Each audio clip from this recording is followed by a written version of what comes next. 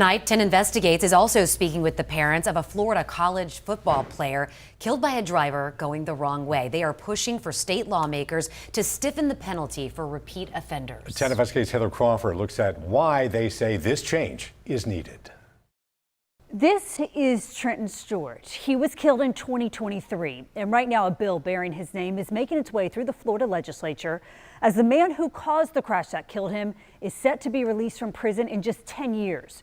Trenton's parents believe changing the law will save lives.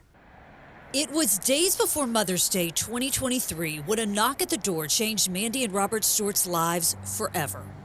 It really started with a pounding at the door early in the morning, and I saw two police officers standing there. And of course, my worst fear, like my heart immediately dropped. Their only child, Trenton Stewart, home from college, was hit head-on by a wrong-way driver speeding more than 100 miles an hour down a Jacksonville road moments before the crash. This is his phone from the night. I had to double bag it because it's so destroyed. It just exemplifies how fast the offender was going. Trenton, just 18 years old, played football at Stetson University. Now this room is a tribute to the future he was shaping. These were the gloves that he wore. These were his plays that he still had in his bag that he was studying. This was one of his first practice jerseys at Stetson. Last drink that he purchased that morning. The man who killed Trenton, now 40, had done it before. In 2001, he crashed while drag racing in South Florida, killing 15-year-old Christina Ramos. He was sentenced to 10 years. Christina was like a daughter to me. The first time I've heard of him being out was when my sister contacted me and said that he had killed another teenager. We didn't get to see her graduate.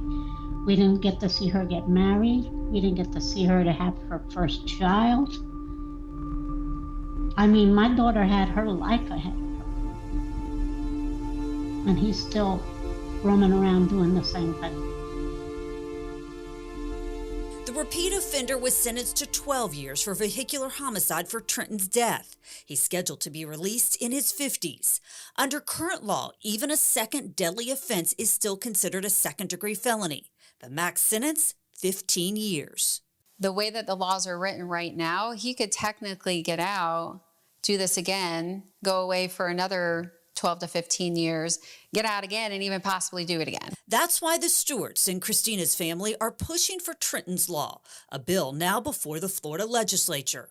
The main focus of this bill is if anybody causes a vehicular homicide or a DUI manslaughter for a second time or third time, they have an increase of enhancements. It's no longer only a second-degree felony. It will be a first-degree felony. Right now, a second offense like Trenton's case carries the same maximum sentence as selling a stolen cell phone. Trenton's Law would double the maximum sentence to 30 years. It will help a lot of people. It will keep those who think they can't be touched by the law, get touched by the law. It needs to be done. 2 young lives lost, 2 families forever changed. One mission, to make sure it never happens again. I think this is where logic and law can align, that if you have killed 2 people, you did not learn your lesson the first time. Now you've taken 2 lives, wrecked endless lives in the process, that it just makes sense that there should be an enhancement. Now, Trenton's Law has already passed through several legislative committees this session, but it still needs full approval from the Florida House and Senate before heading to Governor Ron DeSantis' desk. If it's signed into law, it would take effect this October. As for the driver who killed Trenton Stewart, he's scheduled to be released in 2035. Heather Crawford, 10 Investigates.